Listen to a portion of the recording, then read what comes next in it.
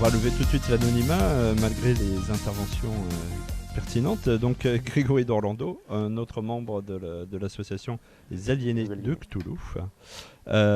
Puisqu'on parle, on a parlé de Cthulhu, on a parlé du mythe, on a parlé de Lovecraft, mais à plusieurs reprises là on a parlé de l'appel de Cthulhu, et pour beaucoup, enfin pour certains plutôt, c'est étroitement lié au jeu de rôle. Rappelons que Une année sans Cthulhu se passe dans les années 80, c'est bien ça, et les années 80 vont, enfin si je ne me trompe pas, vont être une année assez importante pour le jeu de rôle français, puisque ça va être les premières apparitions des traductions françaises. Alors, il y a deux noms qui vont surgir assez rapidement, c'est Gary Gygax et puis Donjons et Dragons. Qu'est-ce qu'il en est du panorama rôlistique des années 80 en France ? Alors, les années 80 en France, au niveau du jeu de rôle, en fait, c'est apparu assez rapidement. Hein. C'est un truc qui s'est exporté depuis les États-Unis de façon assez rapide. Le jeu de rôle, il faut bien voir que c'est une pratique qui date de la fin des années 70, qui est héritière de la pratique de ce qu'on appelle le wargame. Donc à la base, c'était des mecs qui simulaient des batailles de reconstitution, des fois des batailles napoléoniennes, etc. Et en fait, à force de pratiquer ce loisir, ils ont eu l'idée d'interpréter au cours des batailles, etc., de parfois avoir des joueurs qui viennent interpréter des personnages particuliers, plutôt que simplement déplacer des régiments. Donc, en effet, derrière, je ne vais pas faire tout le truc, en effet, il y en a un grand nom qui est Gary Gygax et Donjons et Dragons, qui est, je pense, le jeu de rôle emblématique le plus connu. Mais l'appel de Cthulhu, en effet, est un des monstres sacrés, pour le coup, de ce loisir, qui est arrivé en France début des années 80, aux alentours de 83-84, et qui a d'ailleurs eu plus de succès en France, paradoxalement, qu'aux États-Unis. Pour une raison particulière ? Je pense qu'en fait Donjons et Dragons était déjà bien installé aux États-Unis, et en fait surtout vraiment le jeu de rôle, justement, comme aux États-Unis était très héritier de cette tradition de wargame, etc. Au début, les joueurs américains étaient encore très ce qu'on appelle simulationnistes. Donc ils étaient très fans de pouvoir justement avoir des règles très complexes, de s'attacher à un personnage, de le faire évoluer, etc. Là où l'appel de Cthulhu en fait a été créé donc, par Sandy Petersen. Alors à la base ça devait juste être un énième add-on pour un jeu de rôle un peu médiéval fantastique, et puis c'est vraiment devenu dans le processus de création un jeu de rôle à part entière. Un jeu de rôle à part entière, voilà, un stand-alone. Sandy Petersen qui a été level designer sur les Doom par exemple et autres. Et pour le coup, l'appel de Cthulhu vraiment prenait à contre-pied tous les mécanismes de Donjons et Dragons. C'est-à-dire que Donjons et Dragons, c'était vraiment, voilà, on a un héros qui évolue, qui devient surpuissant, qui combat des choses de plus en plus monstrueuses, de plus en plus puissantes. Il y avait vraiment une recherche de la puissance, une recherche de trésors, etc. Et au bout d'un moment, qui est très vite tombé dans ce qu'on appelle le porte-monstre trésor. Pour faire un gros raccourci, c'est un petit peu la caricature de Donjons et Dragons de base, c'est il y a une porte, ok, il y a un monstre, on le tue, il y a un trésor, on le prend. On continue, il y a un couloir, il y a une porte, on ouvre la porte, il y a un monstre, etc. etc. Donc vraiment, c'était, voilà, on se balade dans un donjon, on vit des aventures très épiques, et on s'attache surtout à son personnage, et on essaye d'en faire un avatar le plus valorisant possible. L'appel de Cthulhu, alors déjà c'était des règles simples, beaucoup plus simples, parce que le but, vraiment assumé, c'était de proposer quelque chose d'extrêmement narrativiste, qui se basait sur l'ambiance. Donc on n'a pas le temps d'avoir des trucs avec des cases, avec un gabarit, genre le sort il a 9 mètres de portée. Non. Donc on raconte les choses et on résout les actions avec des gestes simples sur un pourcentage, etc. Il y a peu de mathématiques, il y a peu de... les mécaniques ludiques sont vraiment efficaces, pour le coup efficientes même. C'est-à-dire qu'elles sont efficaces mais simplement. Et c'est aussi un jeu alors qui a ses propres caricatures, hein, forcément, depuis le temps, mais dans lequel, du coup, il ne faut pas trop s'attacher à son personnage, parce que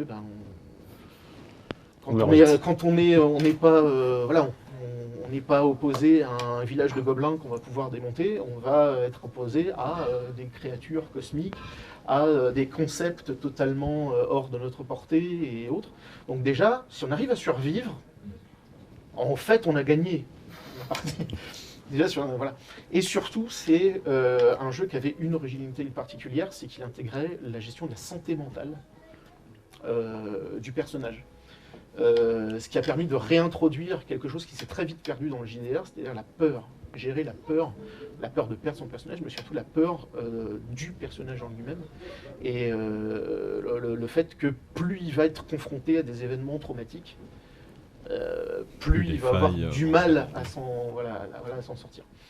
Et donc c'est un jeu qui a extrêmement marché en France, surtout parce que je pense que les joueurs français n'étaient pas, le public à l'époque français n'était pas simulationniste d'origine, et qu'en fait ils se sont pris ça de plein fouet, ils se sont intéressés à ça directement, plutôt que d'avoir un background déjà très simulationniste et très wargame, etc. Donc c'est un jeu qui, mine de rien, à la fois est confidentiel pour le grand public, mais à la fois a quand même un beau succès en France, je crois, sur 27 ans d'exploitation. Ça fait juste le livre de base, dans ses différentes éditions, c'est 400 000 ventes. Donc on est sur du 15 000 ventes à l'année à peu près. Ce qui est honnête. Ce qui est très honnête pour juste le livre de règles de base. C'est-à-dire qu'après, on a une gamme on compte plus de 90 extensions. Et quand je dis des extensions, c'est pas forcément des trucs qui sont obligés pour jouer, mais ça peut être des cadres de campagne, des livres, des précis historiques sur les années 20, dans lequel il n'y a aucun élément fantastique, mais qui vont vous préciser sur 200, 300, 400 pages comment ça se passait dans les années 20, les mouvements sociaux, la mode de l'époque, avec des documents d'époque, etc., qui ont été scannés, etc., juste pour pouvoir vous permettre de donner de la couleur à votre campagne, à votre partie. Des campagnes ou des scénarios qui se passent aussi bien, qui se déclinent aussi bien depuis les années 1890 jusque l'époque moderne. Puisque c'est ça aussi la force de Lovecraft, enfin de l'appel de Cthulhu, c'est que l'indicible, finalement, ça ne vieillit pas. Voilà, ça ne vieillit pas, parce que ça peut s'appliquer à n'importe quelle époque. Je suis même remonté un scénario à la préhistoire, où tu joues des hommes des cavernes, voilà. Et il a l'air sympa. Tu peux faire du Moyen-Âge, tu peux faire Japon du By Gaslight, tu peux faire des années 20, tu peux faire de l'époque moderne, avec un truc qui était une extension, qui est devenu maintenant un standalone, qui s'appelle Delta Green, qui est très clairement c'est X-Files mais avec des Cthulhu, X-Files avec des tentacules. Il y a moyen vraiment de faire, et en fait on peut très bien grâce à ce jeu aussi bien faire vraiment de l'horreur Lovecraftienne pure, mais partir dans le pulp, vraiment dans le récit, dans le jeu pulp. Type Indiana Jones par exemple, et il y a des extensions type Arctum Cthulhu qui se passent avec des nazis dans la Seconde Guerre mondiale, et on combat des nazis, et plutôt que d'aller chercher l'Arche d'Alliance, ils vont chercher des trucs avec des tentacules, mais voilà. Donc il y a vraiment un panel de possibilités qui est énorme, parce qu'en fait voilà, l'indicible, ça vieillit pas, et peu importe l'époque, il y a toujours quelque chose qui échappe à la compréhension de l'être humain, qui nous permet de prendre appui pour raconter des choses. Et donc dans les années 80, en fait, l'appel de Cthulhu, ça a eu son succès, et le jeu de rôle en lui-même avait pas mal de succès au final. Comment est perçu justement le rôliste à cette époque-là? Il est plutôt confidentiel, mais il dérange pas. Il reste dans la cave. En vrai, c'est une activité. Non, mais en vrai, c'est une activité c'est vraiment une activité qui s'est développée pendant les années 80. Il y avait plusieurs dizaines de milliers de petites associations, d'initiatives, même avec dans des centres aérés, dans des centres d'accueil pour jeunes, etc., qui essayaient de mettre en place du jeu de rôle, parce que quand on est autour d'une table avec un peu de boisson, un peu à manger, puis qu'on parle de choses un petit peu oniriques, ça permet aussi de débloquer la parole et d'aider les gens à parfois à parler de choses après un peu plus personnelles et autres. Et du coup, en fait, c'est pas une pratique qui a gêné dans toutes les années 80. C'est vraiment à partir des années 90, en tout cas en France. Parce qu'aux États-Unis, c'est une pratique qui s'est développée à une époque où on était en pleine panique morale avec le satanisme. Parce que le satanisme s'est institutionnalisé à partir de 69 aux États-Unis. C'est-à-dire qu'il y a eu une création vraiment d'une église satanique avec une Bible de Satan. Bon, alors quand on regarde vraiment le propos des mecs, on se rend compte que c'est plus des athées qu'autre chose, qui ont créé une église pour se sortir un petit peu de la pression sociale très religieuse qu'il y avait à l'époque aux États-Unis. Mais c'est quelque chose qui avait pas du tout pied en France. Qui n'avait aucun écho en France, qui était déjà un pays assez séculaire depuis un moment, et qui était une société déjà laïcisée depuis un bon moment, quoi. Donc on n'a pas souffert tout de suite justement du parallèle avec le satanisme, etc.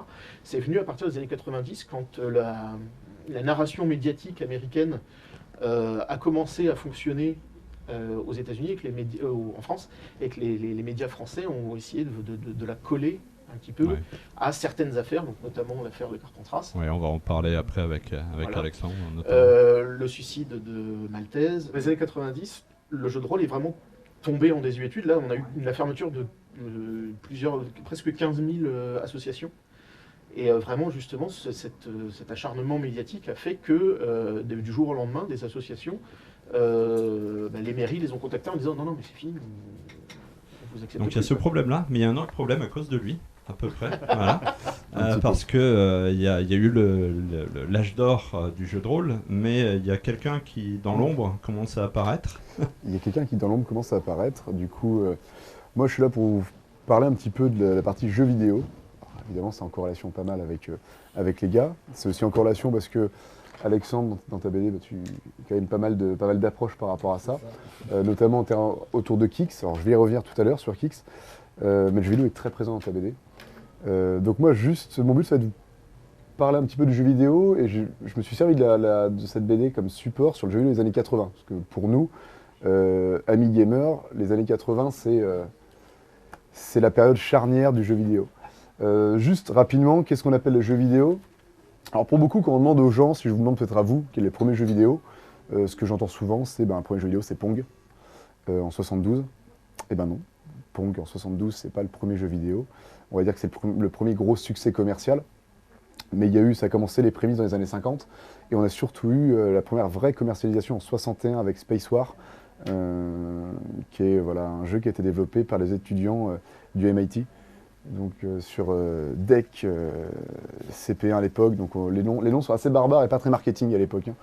Donc voilà, actuellement le jeu vidéo, ça me permettra de vous montrer ce que c'est dans les années 80, mais actuellement le jeu vidéo, juste rapidement, c'est 120 milliards de dollars sur l'année 2018 sur le secteur du jeu vidéo. Donc c'est quelque chose qui est monstrueux, je suis désolé pour nos amis rôlistes, mais nous quand on vend 15 000 jeux, c'est un flop.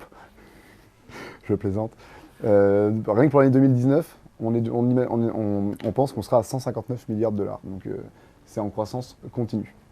En France, ce qui nous intéresse un petit peu plus, les jeux vidéo, c'est en gros 74% de la société française qui joue occasionnellement, mais de manière régulière, aux jeux vidéo. Donc ça concerne toutes les tranches d'âge, il n'y a pas de sexe particulier. Et la moyenne d'âge, c'est 34 ans. Donc souvent, moi je tiens un magasin de jeux vidéo. Souvent les parents, cette image de jeux vidéo qui est que pour les enfants. Quand la moyenne d'âge est à 34 ans, si vous prenez tous les enfants autour de vous qui jouent, ça vous laisse imaginer ceux qui sont au-dessus. Pour exemple, moi, mon client le plus âgé a 78 ans et il joue, gros joueur. Mais justement, ça me permet de rebondir sur pourquoi c'est les gros joueurs à 78 ans, c'est qu'il s'est passé quelque chose dans les années 80 qui a permis cette génération de joueurs maintenant. Rapidement, actuellement, les jeux vidéo, c'est quoi? C'est évidemment les consoles, les PC, mais en fait, s'il y a autant de gens qui y jouent, c'est parce que c'est aussi beaucoup les smartphones et les tablettes. Donc on est sur plus de joueurs occasionnels. Dans les années 80, c'est un petit peu différent. Il y a les consoles, et il y a surtout, évidemment, on va y revenir, les bornes d'arcade, qui à l'époque étaient le fer de lance du jeu vidéo, en tout cas visuel, puisque les gens pouvaient accéder assez facilement aux bornes d'arcade. On avait partout? t'en avais pas partout, mais dans n'importe quel village, on peut le voir à l'instar un peu actuellement, tu vois, des flippers ou des baby-foot. On essayait d'avoir sa borne d'arcade. Donc c'est quelque chose que tu pouvais avoir dans les cafés, dans les assos. Les gens un peu plus fortunés pouvaient se permettre d'en avoir chez eux. Mais bon, il y avait déjà tu vois, ça commençait déjà à monter sur les consoles et les ordinateurs dits personnels à l'époque. Donc mais aller sur une borne d'arcade et mettre un certain nombre de pièces toute la soirée en buvant une bière, c'était assez facile. Oui. Je pense que Kix t'a inspiré aussi par rapport à ça. Ah, moi, j'ai pas connu Kix. Hein. Non, mais c'est plus Thierry jeune, qui, lui, avait la trentaine à cette époque-là, qui a vu cette arrivée-là. Moi, j'étais je suis trop jeune. Mais donc les années 80, je suis obligé de vous parler des années 80, vous parler de jeux vidéo, et la BD d'Alexandre et Thierry nous permet de parler de ça. Les années 80, c'est vraiment le moment où il y a une grosse émancipation, ça explose. Les années 80, c'est le paradis, on pense que c'est le paradis pour le jeu vidéo. Tout ça a commencé en 77, je suis obligé de revenir un tout petit peu avant. En 77, il se passe deux choses importantes. Il y a Atari qui sort son Atari 2600. On va y venir, mais ça, c'est très important. Et il y a surtout, on commence à avoir des éditeurs dits tiers, donc développeurs qui sont indépendants, qui n'appartiennent plus forcément à un studio directement. Donc forcément, ça va amener deux choses. C'est que l'Atari 2600, on va arriver sur une commercialisation de masse, ce qu'on n'avait pas avant. Et ben forcément, qui dit éditeur tiers et éditeur indépendant dit un flow de jeu un petit peu plus continu. Donc dans les années 80, quand on commence dans les années 80, ça fait donc 3 ans que l'Atari 2600 est présente. Elle marche très bien. Je crois que, en plus à l'époque, il y a Space Invaders qui arrive. Donc là, c'est un carton plein. L'Atari 2600, ça va être 25 millions de ventes dans les années 80, début 80. Donc c'est très très important. Space Invaders, c'est le plus gros carton. Ça marche hyper bien parce que, évidemment, il est sur Atari, mais il est sur bande d'arcade. Donc là, on a plein de consoles qui arrivent. Alors, d'un coup, c'est le filon, le jeu vidéo. Tout le monde se présente. Coleco, Mattel, Atari sort plusieurs consoles. En 80, on a quand même la Game & Watch de Nintendo. C'est pas rien. Ils avaient déjà sorti la TV Color Game, quelque chose comme ça, bon, qui n'est pas encore très présente. À l'époque, il faut revoir, hein, le marché du jeu vidéo, c'est le marché américain. Début 80, c'est comme ça. Mais ça vient par les japonais aussi quand même. Et ça va venir par les japonais justement après quelque chose qui va arriver en 83, ce qu'on appelle le crack de 83 dans le milieu du jeu vidéo. Ça fait 3 ans que tout va bien, que des jeux vidéo sortent en masse, que les consoles sortent en masse, et puis d'un coup, bah, tout s'écroule. Le marché américain s'écroule, Atari prend de gros dégâts financiers. Alors ça vient de 3 choses. En fait, le crack de 83, c'est ça, on note trois problèmes majeurs. En fait, je l'ai dit, pendant 3 ans, on a eu plein de constructeurs de consoles qui sont arrivés, plein de jeux. Mais il y a un souci quand c'est comme ça, c'est que le système américain fonctionne un peu, hein, c'est bien passé pour le savoir, sur le système d'invendu. Donc c'est-à-dire que quand on ne vend pas un jeu, il faut qu'on le renvoie. Jusque-là, bon, pourquoi pas, pour avoir soit un remboursement, soit le nouveau jeu qui est arrivé. Sauf que quand vous êtes une entreprise qui est montée il y a 1 an et demi, 2 ans, que vous avez prévu 2 jeux vidéo, donc 2 chaînes de production pour une seule année, quand on vous renvoie vos jeux, ben, vous n'avez pas la monnaie pour le rembourser. Donc ça, c'est le premier problème, c'est qu'il y a des entreprises qui ne peuvent pas rembourser. Vous pouvez me dire, ben, dans ce cas-là, bon, ben, ils ne remboursent pas, soit ils donnent de nouveaux titres, oui, mais ça n'arrange pas toujours les distributeurs. Donc les distributeurs, qu'est-ce qu'ils font quand c'est comme ça? Eh bien, ils disent, bon, ben, on va les garder, mais on va les brader. Donc on voit plein de jeux vidéo bradés. Sauf que quand vous allez à Noël, vous avez envie de faire un plaisir à vos enfants, on voit des jeux qui sont, on ne parle pas de 10-20%, on parle de 70% moins cher. Vous dites, bah attends, on va pas acheter les dernières nouveautés, on va acheter celui-là. Donc le problème, c'est que les nouveaux titres, eux, ils ne vendent plus, puisque tous les autres sont bradés. Donc là, ça commence à très mal se passer pour plusieurs constructeurs et développeurs. Pourquoi on n'a plus non plus envie d'acheter ce nouveau jeu? Ça, c'est le deuxième problème, c'est qu'on a assisté à une masse vidéoludique, donc avec une production, ça fait que 3 ans que le jeu vidéo a vraiment explosé. Mais en 3 ans, si vous sortez Pac-Man à l'époque, sur bande d'arcade, c'est 100 000 bornes d'arcade vendues aux États-Unis. 100 000 à l'époque, c'est quand même pas mal, hein, parce qu'une console de jeu vidéo, on peut parler très rapidement en millions, chacun a la sienne. Une borne d'arcade, si Flo en met une dans le bar, on peut tous y jouer tout de suite. Donc on touche beaucoup plus de gamers. Mais du coup, et ben si Pac-Man marche, des ersatz de Pac-Man, on va en voir 5-6 dans l'année. Donc forcément, ben, si le Pac-Man original il est à 5 $ et que l'autre il sort à 50, ben, ça sert à rien. Donc ça c'est le deuxième problème, c'est qu'il y a beaucoup de jeux qui se ressemblent et beaucoup de jeux qui du coup en plus sont de faible qualité. Et le troisième problème, alors là on va dire que c'est pas une cause mais plutôt une conséquence, c'est que là je rejoins un petit peu ce que disait Grégory tout à l'heure, il y a les médias qui s'en mêlent. Et les médias en fait amplifient le phénomène. C'est-à-dire que les médias, quand il y a une filière qui s'écroule, amplifient la chose, et du coup, les distributeurs, eux, ont moins confiance. Et en 83, on en est à un point où les gens se disent, bon, c'était cool, ça fait 5 ans que ça existait, ça a explosé d'un coup, mais en fait, c'était éphémère, ça va pas marcher, ça marche pas, donc on laisse tomber. Donc là, pareil, c'est encore plus compliqué. Et là où je te rejoins complètement, c'est qu'il se passe quelque chose à l'autre bout, c'est que Nintendo, en même temps, ça a pointé le bout de son nez, et Nintendo a sorti un petit objet qu'on connaît très peu, qui s'appelle la NES, et du coup qui fonctionne plutôt bien, notamment parce qu'en 85, il y a Super Mario Bros qui sort, et en fait, Nintendo s'en sort bien, ça relance un peu l'économie, on sort un petit peu du crack, et du coup, on repart sur une deuxième partie de décennie qui est beaucoup plus propice, mais parce qu'on vient en 3 ans, enfin en 2 ans, de 83 à 85, de virer 2 tiers. Coleco a fermé, Mattel a fermé, Atari est encore vivant, Atari s'éteindra après 96 avec le flop de la Jaguar, mais Atari c'est compliqué, et surtout ils perdent le marché, le leadership mondial. C'est-à-dire qu'on passe d'un coup d'un leadership américain à un leadership japonais, donc avec Nintendo, et surtout il y a un nouvel acteur qui sera connaître un tout petit peu plus tard, qui est Sega, qui pointe aussi le bout de son nez.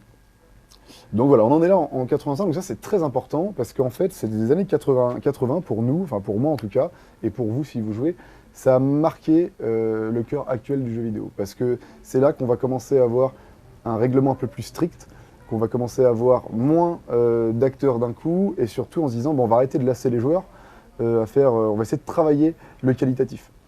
Juste pour vous donner aussi, je parlais de milliards tout à l'heure d'euros qu'on fait actuellement, pour vous donner un peu le... Atari, la personne qui a fait Space Invader, Space Invader ça a rapporté 100 millions à Atari. Rick Maurer, il a touché 11 000 $. Voilà. Alors à l'époque, on n'est pas facturé par rapport à la réussite de ses ventes, on est facturé, point.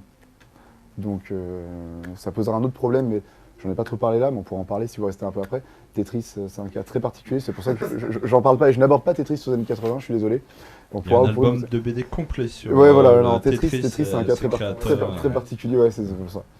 Donc voilà où on en est dans les années 80, et donc pour finir, deuxième partie des années 80, on a donc Nintendo qui arrive à mettre en place pas mal d'icônes forts, je pense à Zelda, à Dragon Quest, à Donkey Kong, évidemment. Et surtout, en 89, on a quand même la Game Boy. Alors je dis la Game Boy, je suis désolé, on va pas dire le Game Boy. Je dis la Game Boy depuis 30 ans, donc je continue à dire la Game Boy.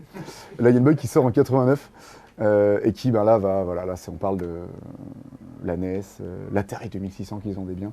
Là, ça n'a rien à voir. On parle vraiment d'une explosion réelle et qualitative du jeu vidéo. Même question que tout à l'heure pour le jeu de rôle. Comment est perçu le gamer cette fois-ci dans les années 80 en France ? C'est intéressant parce qu'on en a parlé avec Grégory un petit peu tout à l'heure. Je m'attendais à ce que le JDR soit plus diabolisé que ça dans les années 80, ce que je te disais tout à l'heure. Et nous en fait c'est exactement comme lui. C'est que dans les années 80, c'est un public de niche qui dérange pas trop. On le met à côté du rôliste en fait. Voilà. Ouais, c'est ça. C'est souvent le même. Donc début 80, on est, tu vois, sur quelque chose qui dérange pas. Et deuxième partie en plus des années 80, on est sur Nintendo, donc avec des icônes qui paraissent très conviviaux et très familiaux. C'est familial. Ouais. C'est un Mickey japonais. Ouais, voilà, donc on se dit bon, c'est pour les enfants. Voilà, ce qui me vexe moi quand on lit ça maintenant.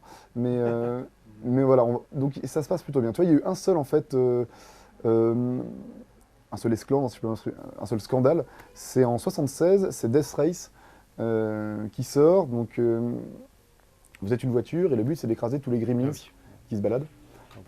Et dès que vous écrasez un gremlin, une pierre tombale surgit. Et ben, du coup, il y a de plus en plus de pierres tombales, donc c'est de plus en plus compliqué. Alors ça sort, four complet. En plus, ça rejoint ce que disait Grégory tout à l'heure, on est dans une société assez puritaine américaine à l'époque. Donc les gens montent au créneau, on retire le jeu carrément de la vente, 500 unités vendues. Voilà, donc on appelle ça scandale maintenant. Ouais, c'est pas maintenant, si tu veux, quand GTA et que les associations de parents montent et disent on veut le retirer, Rockstar, ils te regardent, disent oui, c'est bien, bonne journée. Ils s'en fichent. Au pire, il y a un pays qui prend ou non l'Australie et l'Allemagne sont assez rigoureux là-dessus. Mais dans le reste du. Maintenant, un bon buzz est souvent un bad buzz en jeu vidéo. Donc plus tu dis c'est trash, et mieux c'est. Malheureusement pour certains, mais voilà. Donc non, il n'y a pas de problème vraiment. À la limite, ce qu'on peut, moi, justement, pour rebondir, j'en parlerai plus quand je vais revenir vraiment sur la BD, mais il y a presque un côté social, puisqu'on revient aux bornes d'arcade. Il faut s'imaginer que c'était vraiment très présent. Et du coup, les bornes d'arcade, on en parlait tout à l'heure, c'est un lieu quand même de sociabilité, puisqu'on passe avec les amis. Puis il faut se remettre aussi dans, j'en parlerai rapidement sur Kix, mais le jeu vidéo à l'époque est perçu différemment, c'est qu'il y a du scoring. Donc quand on joue sur la borne d'arcade, on attend on est sur la performance, il faut battre le record. Donc voilà, donc non, ça c'est plutôt bien vu. Actuellement, évidemment, dès qu'il y a un drame sanglant... les jeux vidéo rendent violents. Ouais, je pense à ce qui a pu passer avec Greivik ou dernièrement à Christchurch. Quand on écoute les médias d'information, ou BFM, ça dépend. On aime bien mettre en avant le jeu vidéo. Je l'ai dit tout à l'heure, 74% de la société joue aux jeux vidéo en France. Donc chez moi, ce qu'on appelle la stat biaisée, c'est qu'il y a de grandes chances que ces gens-là aient bu un café le matin aussi. Donc c'est un peu facile. Mais oui, pour Christchurch, j'ai un exemple tout bête, malheureusement, un drame comme ça, mais au lieu de se pencher... j'ai lu pas mal de choses, mais en lisant les médias, il y a quand même un média qui a réussi à dire qu'il avait posé une caméra sur son arme pour faire comme dans les jeux vidéo. Voilà. Donc il y a besoin toujours de venir à ça, alors que souvent c'est n'a rien à voir, notamment pour ce cas-là. Donc on essaie toujours de diaboliser un peu la chose, mais en effet c'est venu plus dans les années 90 avec ces drames-là, parce que certaines personnes qui commettaient ça, en effet, étaient joueurs, c'est vrai.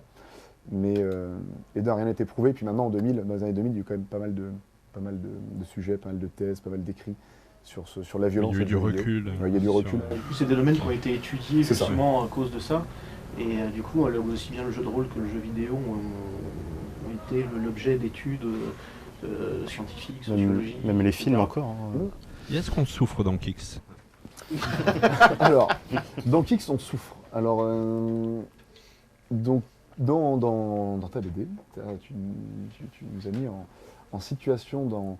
Alors, je vais revenir juste sur le petit village où ça se passe. Aulne-sur-Dark, c'est rigolo. Alors, c'est moi, la première fois, je ne l'ai pas vu. Prononcez donc la petite ville. Donc, Thierry et Alexandre ont mis ça en place. Donc, ça se passe à Aulne-sur-Dark. Donc, moi, quand je l'ai lu, forcément, je le lis. Je fais pas cherché spécialement gaffe. Je t'avoue que je me suis dit Aulne-sur-Dark près de Toulouse. Je connais pas. On va aller voir. Puis, en le disant tout fort, en disant à ma femme, tiens, je vais aller voir Aulne-sur-Dark où c'est, parce que près de Toulouse, ça a l'air. Puis en le disant, je fais attends, non, il y a un truc qui va pas. Donc forcément, super clin d'œil à Alone in the Dark. Et là, ça va faire plaisir à mes amis du JDR, parce que donc là, on est sur un jeu qui se veut, pour le coup, ils en ont parlé tout à l'heure, complètement de Lovecraft et de Romero. Mais il assume, ils le mettent. A game inspired by the world of Lovecraft. C'est sorti en 92, le premier. On est sur un jeu typiquement essai français, et c'est, pour nous, gamers, c'est le premier vrai survival horror. Donc on est sur quelque chose qui est tout de suite très malaisant. Moi, c'est ce qui m'inspire souvent Lovecraft, mais dans le côté, pas forcément péjoratif, mais c'est le but. C'est fait par Infogrames à l'époque. Infogrames, chez nous, dans Jeuréo, c'est très rigolo. Si vous voulez un jour voir une vidéo assez sympa sur Infogrames, il y a le joueur du grenier qui a fait une petite vidéo qui est top. Infogrames, ça a été c'est ma jeunesse. Ouais, c'est le jeunesse de tout le monde. On va rester poli. Oui, voilà, on va rester poli. Mais ça a été un peu particulier. Le patron d'Infogrames de l'époque est député LREM aujourd'hui, donc on va rester poli. On va pas... Voilà. Voilà. Mais voilà, donc ça c'est le premier clin d'œil. Donc Aulne-sur-Dark, c'est quand même la deuxième page de ta BD. Donc tout de suite, on est mis dans le bain. Tout le début de la BD, on est... je rentre pas, je ne spoile pas, je raconte pas, mais tout le début de la BD, on est surtout en effet sur le JDR. Et puis on arrive dans le café du village, et là, ils sont sur une borne d'arcade, que tu as pu montrer tout à l'heure, où il y a ce magnifique jeu Kix. Donc on a C'est notamment un protagoniste qui est quand même à fond sur ce jeu-là. Son but, c'est de battre le record. Pour info, le record, c'est Monsieur Camden. C'est 1 066 000 points et 1 066 062 points. C'est en 83, pour la petite anecdote. Donc lui, à mon avis, il a passé un certain nombre de pièces, parce qu'il faut passer les pièces. Même moi qui ai connu ça, je me faisais engueuler avec les gamins. Tu vas en parler? Non, pas ici, peut-être plus tard. Donc Kix, qu'est-ce que c'est? Alors Kix, alors moi je connaissais pas spécialement, pour tout vous avouer. Kix, je maîtrisais pas du tout le principe. Space Invader, je maîtrise. Tetris, je maîtrisais. Pac-Man, je maîtrise. Alors Kix, c'était un ovni, tu m'as surpris. C'est Thierry c'est qui Thierry, jouait à vraiment ça, D'accord. Moi, T'as j'ai pas- connu la fin des Donc celui-là, tu n'y avais même pas touché du tout, même quand t'as dessiné. Non, il tu- m'en a ouais. parlé, Ok. je suis allé voir des représentations, screens et tout, ouais. des screens. Donc Kix, ça sort sur borne d'arcade, 81, donc par Taito. Donc ça sort sur borne d'arcade, mais ça sort sur plein de choses. Ça sort sur plusieurs consoles Atari, jusqu'à la Lynx. Ça sort sur DOS, anciennement le PC. Ça sort sur Apple II, anciennement Apple.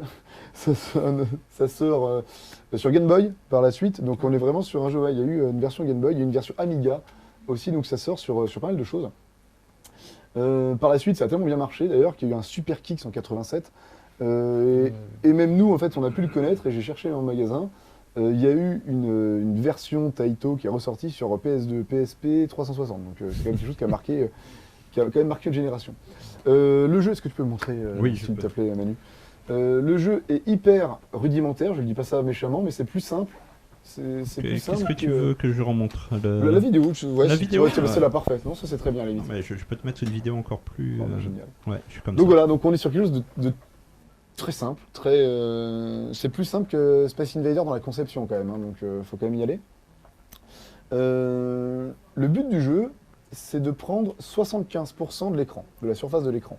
D'ailleurs, pour ceux qui ont connu les téléphones avec Snake, il y avait alors, même pas Snake, mais il existait sur certains téléphones un ersatz de ce jeu-là qui existait. Donc le but, voilà, c'est de prendre 75% de l'écran. Donc là, c'est une vidéo où il se fait plaisir à faire des petits bouts à chaque fois. Voilà, mais normalement, il faut presque jouer comme ça. Pourquoi? Parce que vous pourriez me dire, bah, super, 75% de l'écran, il suffit de passer d'un coup et c'est fini. Oui, mais à l'époque, on est sur du scoring. Donc le but, c'est de faire le plus de points possible. Donc si on prend 50% de l'écran d'un coup, vous faites 50 points. Donc sur la bande d'arcade, vous êtes en dessous des mecs qui s'appellent AAA quand même. Donc c'est pas terrible. Sachant qu'évidemment, c'est pas rigolo. Là, vous voyez du bleu et du rouge. Pourquoi? Quand il fait du bleu, c'est qu'il est en vitesse dite rapide. Et il va gagner 250 points par morceau fait, selon la surface. Quand il est en rouge, c'est qu'il prend le double de risque, il va 2 fois moins vite. Donc, il gagne plus de points. La chose assez particulière, qui pourrait presque être Lovecraftienne, puisque du coup, on n'arrive même pas à assimiler vraiment ce que c'est le Kix, justement. Lui, c'est simple, s'il vous touche un de vos traits non finis, c'est éliminé. Donc, votre pièce de 10 francs, elle passe à la trappe tout de suite. Puisque c'est pas assez compliqué comme ça, votre curseur, qui s'appelle le Styx, lui va avoir, on le voit pas sur cette vidéo là, Il s'appelle le Styx. mais voilà, là-haut on voit 2 petites étincelles qui ont apparu, parce que juste au-dessus il y a une barre rouge, vous voyez, qui se termine. Donc dès qu'elle se termine, on a encore plus d'ennemis que le Kix, parce que c'est pas drôle sinon. C'est ce qu'on appelle le Sparks. Donc les 2 Sparks, là, elles vont se balader sur vos lignes, et il faut pas qu'elles vous touchent non plus. Ça c'est la première chose. Ensuite, on va avoir le Fuse, qui lui va essayer de vous tuer aussi, va venir dans vos traces, et il y aura en plus de ça, sinon c'est pas rigolo, ce qu'on appelle la spirale de la mort, qui est aussi là pour vous tuer. Là, vous me dites, bon, une fois tout ça, on peut essayer de faire quelque chose. Oui, on peut. On arrive au niveau 2, au niveau 3. Dans ces cas-là, il y a 2 et 3 kicks. Voilà, donc super. Donc les joueurs, c'est pour ça que c'est particulier, mais moi, j'ai pris beaucoup de plaisir à avoir ça dans la BD. Parce qu'on est vraiment dans ce qui se faisait à l'époque. C'est-à-dire, on va y passer des heures, on va vraiment vouloir... C'est vraiment un jeu où quand on réussit à faire un score probant, on est fier de soi. On se dit, ben, j'ai passé 5 heures sur la borne d'arcade, j'ai claqué ma paye. Voilà, je suis satisfait. Donc c'était très intéressant. Dans la BD, il passe un nombre incalculable de nuits, parce que c'est le neveu. Ouais, c'est le gars, lui, le neveu de celui qui tient qui le bar. tient le bar, c'est ça. Qui s'occupe aussi du bar de temps en temps. Donc, alors là, il fait ce qu'on appelle, alors juste pour l'anecdote, il joue bien le mec parce qu'il fait ce qu'on appelle la technique de l'arbre. En fait, il a laissé un espace tout en haut, ce qui fait qu'il isole le Kix et qu'au dernier moment, quand il voudra remplir la partie en haut à droite, il va la prendre d'un coup. et il va prendre d'un coup 75% du territoire, puisqu'il a déjà pris une bonne partie. Donc voilà ce que c'est que le Kix. Deuxième anecdote un peu rigolote, les créateurs, le couple Pfeiffer, à l'époque beaucoup de couples étaient développeurs, l'ont appelé comme ça parce que leur plaque d'immatriculation c'était JU4 Kix. Voilà. Donc c'est comme ça que ça leur est venu, l'inspiration elle vient où elle peut. Et donc voilà, c'était un jeu où les gens ont passé beaucoup de temps, c'est un jeu qui, pour qu'il ressorte autant, c'est qu'il a marché, mine de rien. C'est un jeu aussi qui, par la suite, ça c'est le seul niveau, c'est-à-dire que le niveau sera toujours ça, si vous y jouez, ça sera toujours ça. Il y a eu... le Taito a sorti 2 autres jeux, et en fait la seule différence, c'est que derrière vous aviez des fonds, ça pouvait être l'Égypte, ça pouvait être Atlantide, c'est juste ce que ça changeait.